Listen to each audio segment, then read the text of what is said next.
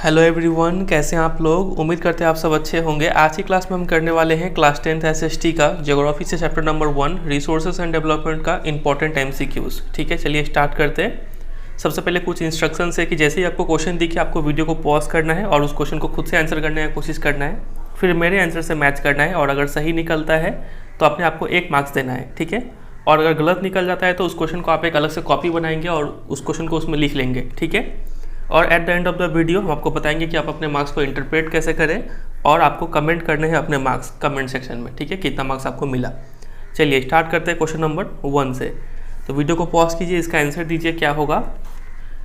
Question है what percentage of land in India consist of fertile planes. कितना fertile planes है बताइए। तो इसका आंसर अगर आपने ऑप्शन नंबर डी दिया है 43%, तो आप बिल्कुल राइट है। आते हैं क्वेश्चन नंबर 2 पे। Which of the following statements defines sustainable development. ढूंढिए कौन सा सस्टेनेबल डेवलपमेंट का डेफिनेशन है। वीडियो को पॉज कीजिए और पढ़िए, जवाब दीजिए। तो अगर आपने इसका answer option number B choose किया है, यानी प्रेजेंट जनरेशन भी अपना नीड पूरा करे लेकिन साथ ही साथ फ्यूचर जनरेशन को ध्यान में रख के अपना नीड पूरा करे, उनको कोई रिसोर्स में कमी नहीं होना चाहिए। ठीक है, इसी को बोलते हैं सस्टेनेबल डेवलपमेंट। तो इसका option number B right answer होगा। ठीक है, चलिए क्वेश्चन नंबर 3 पे आते हैं। इसका आंसर दीजिए कल्चरेबल वेस्टलैंड क्या होता है। तो कल्चरेबल वेस्टलैंड का मतलब ऐसा लैंड जिसको अनकल्टिवेटेड छोड़ दिया जाए for more than 5 agricultural years. ठीक है, ऑप्शन नंबर बी हो गया इसका राइट आंसर। क्वेश्चन नंबर 4 पे आते हैं, इसका जवाब दीजिए। फिल इन द ब्लैंक्स लिखा हुआ है, यहाँ पे टाइप ऑफ रिसोर्स है, यहाँ पे एग्जाम्पल्स है। Biotic, abiotic, renewable and non renewable बताना है। ये रिसोर्स का क्लासिफिकेशन है, तो किस बेसिस पे क्लासीफाई करेंगे तो बायोटिक और अबायोटिक रिसोर्स मिलेगा, और किस बेसिस पे क्लासीफाई करेंगे तो रिन्यूएबल और नॉन रिन्यूएबल रिसोर्स मिलेंगे। तो इसका आंसर अगर आपने ऑप्शन नंबर सी चूज़ किया है तो आप बिल्कुल राइट है,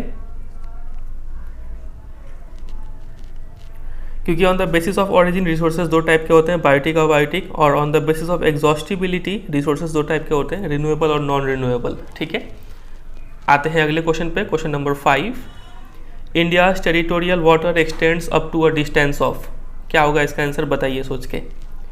तो इसका आंसर होगा, अगर आपने ऑप्शन नंबर ए चूज़ किया है तो आप बिल्कुल गलत है। इसका आंसर होगा ऑप्शन नंबर बी। ठीक है, 12 नॉटिकल माइल्स। यहाँ पे 12 किलोमीटर देके आपको फंसा सकते हैं। इसको अगर किलोमीटर में कन्वर्ट करें 12, ये आंसर नहीं होगा। ठीक है, 12 नॉटिकल माइल्स को अगर हम किलोमीटर में कन्वर्ट करें तो वो कितना होगा 22.2 किलोमीटर। तो ये दोनों ही वैल्यू आपको याद रखना है।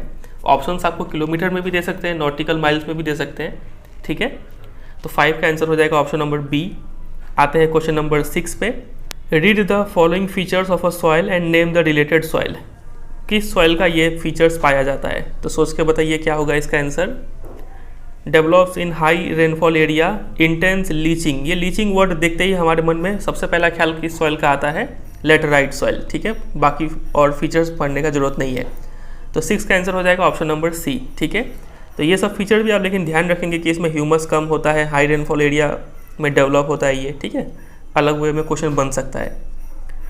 तो 6 का हो गया सी। आते हैं क्वेश्चन नंबर 7 पे। The process of transformation of things available in our environment involves an interactive relationship between. बताइए क्या होगा इसका आंसर। तो इसका आंसर होगा नेचर, टेक्नोलॉजी एंड इंस्टीट्यूशंस। ठीक है, ऑप्शन नंबर बी इसका राइट आंसर हो रहा है। और जिन बच्चों को ये सब कुछ भी समझ में नहीं आ रहा है, वो एक भी क्वेश्चन का आंसर अगर नहीं दे पा रहे हैं, ठीक है, तो उनको हम रेकमेंड करेंगे कि डिस्क्रिप्शन में लिंक दिया हुआ है इस चैप्टर के वीडियो का एक्सप्लेनेशन लिंक। ठीक है, पूरा एनसीईआरटी को डिटेल में लाइन बाय लाइन समझाया गया है। आप उस वीडियो में जाइए, अच्छे से देख लीजिए और समझ लीजिए। ठीक है, चलिए आगे मूव कर जाते हैं क्वेश्चन नंबर 8 पे। Wind energy received in abundance in western Rajasthan and Gujarat has not been so far utilised and developed to the maximum. It falls in which category of resource. बताइए, विंड एनर्जी अवेलेबल तो है लेकिन इसको अच्छे से utilise नहीं किया गया है, तो ये किस टाइप का रिसोर्स है। तो इसका आंसर होगा ऑप्शन नंबर ए। ठीक है, पोटेंशियल रिसोर्स है ये। तो यहाँ पे जो बाकी सब ऑप्शन है, डेवलप्ड रिसोर्स क्या होता है, स्टॉक क्या होता है, रिजर्व क्या होता है, ये भी आपको पता होना चाहिए। ठीक है, तो इसको अभी आप प्रिपेयर कर लेंगे। आते हैं क्वेश्चन नंबर 9 पे। What is stock. चलिए इसके ऊपर क्वेश्चन आ ही गया, क्या होगा इसका आंसर बताइए।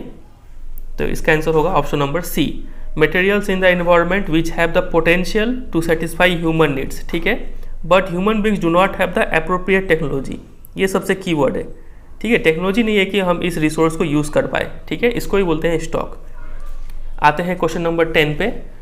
Ocean resources beyond 200 nautical miles is classified under which category zone. तो बताइए इसका आंसर क्या होगा।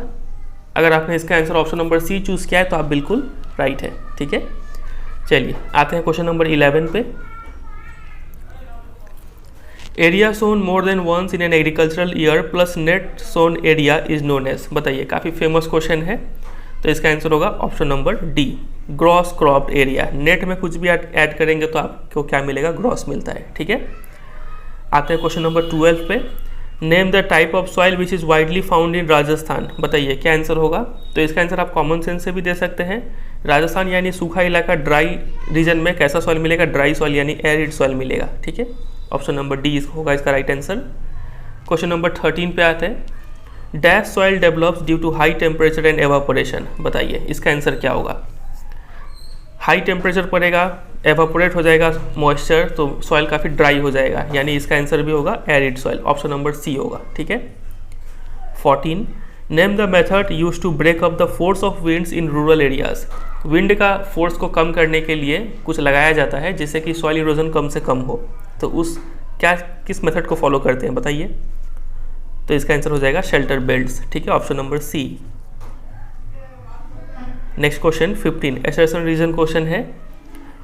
एसर्शन लिखा हुआ है कि we should use natural resource properly and judiciously. तो सही बात है ये। रीजन दिया हुआ है, most of the resources are non renewable, the continuous usage of this resources में result in exhaustion of the resource. तो ये भी सही बात है, इसीलिए हमें नेचुरल रिसोर्स को काफ़ी अच्छे से और जुडिशियसली मतलब विदाउट वेस्टेज यूज़ करना पड़ेगा। ठीक है, तो क्या होगा इसका आंसर। ऑप्शन तो हमें अच्छे से पता है, ऑप्शन नंबर ए होगा इसका राइट आंसर। ठीक है, कि दोनों ही एसर्शन रीजन राइट है और रीजन इसका करेक्ट एक्सप्लेनेशन भी है। क्वेश्चन नंबर 16 एक मैप बेस्ड क्वेश्चन है। इस चैप्टर से एक ही मैप बेस्ड क्वेश्चन आएगा जिसमें आपको सॉइल्स का रीजन आइडेंटिफाई करना है। ठीक है, कि किस रीजन पे कौन सा सॉइल पाया जाता है। तो यहाँ पे आप एक मैप वाला क्वेश्चन देख पा रहे हैं, इसमें ABCDEF मार्क किया हुआ है। यहाँ पे बताना है कौन सा किस टाइप का सॉइल है। ठीक है, तो देखिए सबसे पहले तो ये है पहाड़ी इलाका, तो यहाँ पे कौन सा सॉइल मिलेगा, फॉरेस्ट एंड माउंटेनियस सॉइल। ठीक है, तो ए का हो गया फॉरेस्ट एंड माउंटेनियस, यहाँ पे भी है और यहाँ पे भी है। फिर बी में हमें अच्छे से पता है गंगा नदी यहाँ पे बहता है, तो एलुवियल सॉइल यहाँ पे पाया जाएगा। फिर उसके बाद सी क्या होगा बताइए, तो सी में आपको मिलेगा रेड सॉइल। फिर आगे मूव करें, रेड एंड येलो सॉइल मिलेगा सी में। और डी में ये रीजन बहुत फेमस है, डेक्कन प्लेटू वाला रीजन, साथ ही साथ महाराष्ट्र स्टेट में जो सॉइल पाया जाता है, कौन सा सॉइल है ये, ब्लैक सॉइल। ठीक है, फिर ई क्या होगा, ये हाई जहाँ पे रेनफॉल होता है वहाँ पे पाया जाता है, ईस्टर्न घाट वेस्टर्न घाट में आप देख पा रहे हैं, तो ये है आपका लेटराइट सॉइल। और उसके बाद लास्ट में ये राजस्थान वाले इलाका में जो ड्राई सॉइल यानी एरिड सॉइल है वो पाया जाएगा। तो कौन सा आंसर हो गया इसका, ऑप्शन नंबर डी इसका राइट आंसर हो गया। ठीक है, question number 17 which of the following soils has self aeration capacity. किस में सेल्फ एरेशन कैपेसिटी होता है बताइए।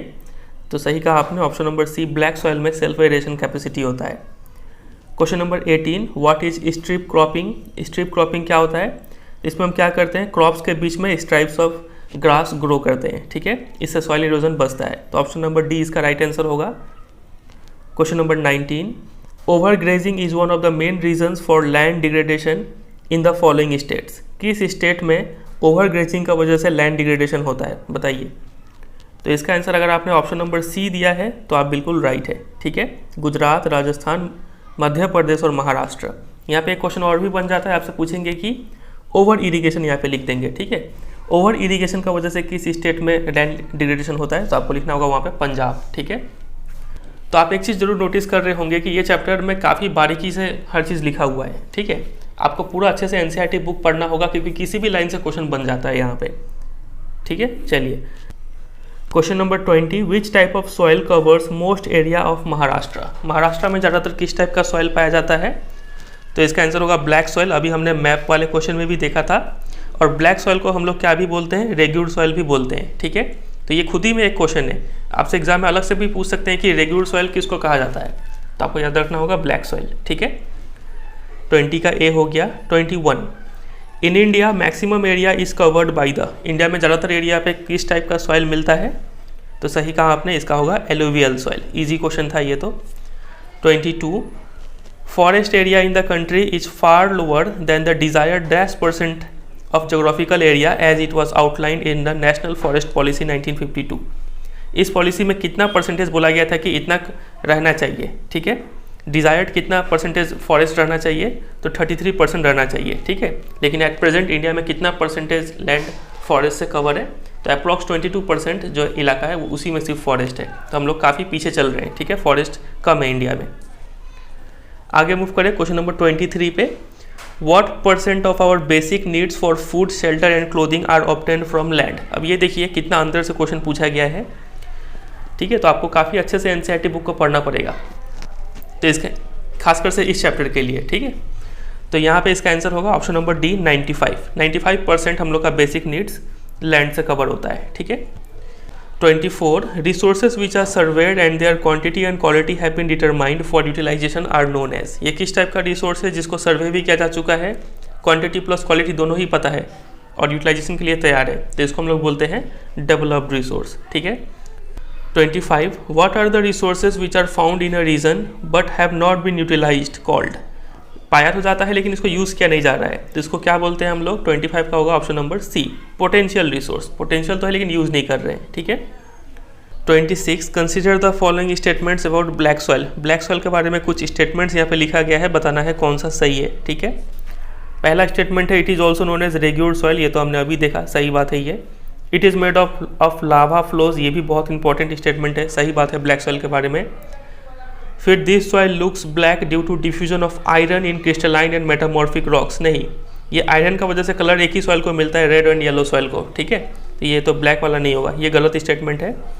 It is ideal for growing cotton, हाँ ब्लैक सॉइल को ब्लैक कॉटन सॉइल भी बोलते हैं, ये भी काफ़ी इंपॉर्टेंट स्टेटमेंट है। तो 1, 2 और 4 इस राइट स्टेटमेंट है, यानी ऑप्शन नंबर सी होगा इसका राइट आंसर, ठीक है। चलिए आगे मूव करें 27 पे। The main commercial crop cultivable in laterite soil is, ये भी काफ़ी फेमस क्वेश्चन है, बोर्ड एग्जाम में पहले बहुत बार आ चुका है ये क्वेश्चन। लेटराइट सॉइल में कौन सा कमर्शियल क्रॉप ग्रो करते हैं, तो आपको याद रखना है टी एंड कॉफ़ी, ठीक है। Question number 28 in which one of the following states is terrace cultivation practised. कहाँ पे टेरेस कल्टिवेशन किया जाता है, तो पहाड़ी इलाका में ही किया जाएगा, यानी उत्तराखंड इसका राइट आंसर होगा, ठीक है। 28 पे 29 विच of the following is an example of community owned resource. काफ़ी इजी क्वेश्चन है, बताइए। तो उम्मीद करते हैं आपने इसका राइट आंसर दिया होगा, ऑप्शन नंबर सी है इसका राइट आंसर, ठीक है, ग्रेजिंग ग्राउंड्स। 30 पे आते हैं the lower Horizons of the, और यहाँ पे जो ये लिखा हुआ था कम्युनिटी ओन्ड रिसोर्स, और भी कौन सा था, इंडिविजुअल रिसोर्स, इंटरनेशनल रिसोर्स, ठीक है, नेशनल रिसोर्स, ये सब का डेफिनेशन आपको अच्छे से पता होना चाहिए, ठीक है। तो इसको आप एक बार देख लीजिएगा। 30 the lower Horizons of the arid soil is occupied by कंकर ड्यू टू इंक्रीजिंग, बताइए क्या होगा, तो इसका होगा इंक्रीजिंग कैल्शियम कंटेंट, ठीक है, option number B. Next question 31 assertion लिखा हुआ है alluvial soil is ideal for growth of paddy, wheat, cereal and pulse crops, तो सही बात है ये। रीजन लिखा हुआ है alluvial soil is well known for its capacity to hold moisture, तो ऐसा बात नहीं है। एलुवियल सॉइल में हम ये सब क्रॉप्स इसलिए ग्रो कर पाते हैं क्योंकि यहाँ पे काफ़ी हाई अमाउंट में जो न्यूट्रिएंट्स है वो पाए जाते हैं। कौन से न्यूट्रिएंट्स पाए जाते हैं, तो आपके बुक में लिखा हुआ है ये काफ़ी फर्टाइल होता है, इसमें पोटास, फॉस्फोरिक एसिड, लाइम, ये सब एडिक्वेट प्रोपोर्शन में पाया जाता है, ठीक है, जिस वजह से ये सब क्रॉप्स ग्रो कर पाते हैं। तो ये स्टेटमेंट तो रॉन्ग है, ठीक है, रीजन असर्शन राइट है। तो यहाँ पे कौन सा होगा, A is true but R is false, ठीक है। 32 पे आते हैं, एरिड सॉइल के बारे में है। Arid soil is unsuitable for cultivation, बिल्कुल राइट है।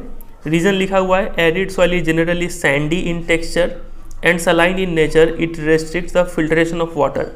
तो ये स्टेटमेंट तो सही है, लेकिन क्या ये रीज़न के रूप में सही है कि नहीं, बताइए। तो ये जो रीज़न है ये इसका करेक्ट एक्सप्लेनेशन नहीं है। क्यों, क्योंकि ये सॉइल इसलिए अनसूटेबल है कल्टीवेशन के लिए क्योंकि यहाँ पे हाई टेम्परेचर का वजह से काफ़ी ज़्यादा एवापोरेशन हो जाता है, मिट्टी सूख जाता है। मिट्टी ड्राई होने का वजह से यहाँ पे ना ही मॉइस्चर होता है और ना ही ह्यूमस डेवलप हो पाता है, ठीक है। इस वजह से यहाँ पे हम लोग कल्टीवेशन नहीं कर पाते हैं, ठीक है। तो यहाँ पे एज ए स्टेटमेंट ये तो राइट है, लेकिन इसका करेक्ट रीज़न नहीं है ये, ठीक है। तो both A and R are true but R is not the correct explanation of the assertion. यहाँ पे ऑप्शन नंबर बी होगा इसका राइट आंसर, ठीक है। तो ये हो गए टोटल 32 क्वेश्चंस इस चैप्टर से, ठीक है। उम्मीद करते हैं आपने इसका आंसर आराम से सोच समझ के दिया होगा। और आपने एक चीज़ ज़रूर ऑब्जर्व किया होगा यहाँ पे कि खासकर से इस चैप्टर के लिए काफ़ी अंदर से किसी भी लाइन से काफ़ी बारीकी से क्वेश्चन बन जाता है और काफ़ी ज़्यादा क्वेश्चंस बनते हैं। फॉर एग्जांपल एलुवियल सॉइल के ऊपर जो क्वेश्चन आ सकता है, खादर बंगर, इसके ऊपर क्वेश्चन बन सकता है, ठीक है। कौन सा क्रॉप ग्रो किया जाता है, कौन सा न्यूट्रिएंट्स पाया जाता है, ऐसे करके हर एक सॉइल का बारे में पूरा फीचर्स आपको अच्छे से पता होना चाहिए। उतना क्वेश्चन हम एमसीक्यू में इंक्लूड नहीं कर पाए क्योंकि बहुत ज़्यादा क्वेश्चन हो जाएगा, तो इसके लिए आपको जो एनसीईआरटी बुक का एक्सप्लेनेशन है वो काफ़ी अच्छे से आपको पता होना चाहिए, ठीक है। तो जिन बच्चों ने भी ये चैप्टर अगर पढ़ नहीं रखा है तो डिस्क्रिप्शन में लिंक दिए हैं चैप्टर का, पूरा एनसीईआरटी एक्सप्लेनेशन है, आप उसको एक बार देख जाएंगे तो काफ़ी होगा उतना, ठीक है। चलिए अब बात करते हैं मार्क्स का एनालिसिस पे। अगर जिन बच्चों का मार्क्स 26 से लेकर 32 के बीच में आया है तो ये मार्क्स काफ़ी अच्छा माना जाएगा इस क्वेश्चन को देखते हुए, ठीक है।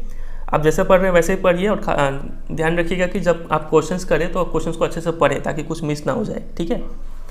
फिर दूसरा कैटेगरी है उन बच्चे का जिनका मार्क्स 20 से लेकर 26 के बीच में आया है। ये बच्चे आते हैं एवरेज की कैटेगरी में, ठीक है। इनको ज़रूरत है एक बार चैप्टर को रिवाइज़ करने का, चैप्टर रिवीजन यहाँ पे आप करेंगे। और जिन बच्चों का मार्क्स 20 से कम आया हुआ है, इन्होंने क्या तो चैप्टर अच्छे से नहीं पढ़ा है या फिर कोई समरी छोटा मोटा देख के इन्होंने चैप्टर रेडी कर लिया है, ठीक है। तो इनको ज़रूरत है कि आप अच्छे से पूरा एनसीईआरटी बुक को अच्छे से पढ़ें। सबसे पहले जो डिस्क्रिप्शन में लिंक दिए हैं वीडियो का उसको आप एक बार देख लें, और ये तो दावा है कि वो वीडियो आप एक बार देख लेंगे तो एक भी क्वेश्चन आपका छूटेगा नहीं, जो जो बताए हैं सारा क्वेश्चन वहीं से बन रहा है, ठीक है। बस ये है कि चैप्टर का लेंथ थोड़ा बड़ा है और आपको अच्छे से पता होना चाहिए डेटा सब, ठीक है। तो ये सब आप काम आप करेंगे, ठीक है। चलिए फिर, और जितना भी मार्क्स आया है कमेंट सेक्शन में बताइए, एक बार हम देखना चाहते हैं आपका कितना मार्क्स आया है। और वीडियो अच्छा लगा तो वीडियो को जरूर एक लाइक कीजिएगा, दोस्तों के साथ शेयर कर दीजिएगा और उनसे भी पूछिएगा कि उनका मार्क्स कितना आ रहा है। और कोई बच्चा अगर चैनल पर नया है तो चैनल को जरूर सब्सक्राइब कर ले, ठीक है, क्योंकि आने वाले दिनों में आपको ऐसे ही एमसीक्यू टेस्ट आपको देखने को मिलेंगे। और प्लेलिस्ट सेक्शन में जरूर देखें एक बार, कई सारे सब्जेक्ट्स के वीडियो बनाए गए हैं एनसीईआरटी एक्सप्लेनेशन, आपको वहाँ से भी जरूर हेल्प मिलेगा, ठीक है। चलिए फिर एंड करते हैं, मिलते हैं बहुत जल्द किसी और एमसीक्यू वीडियो के साथ, तब तक के लिए goodbye and take care.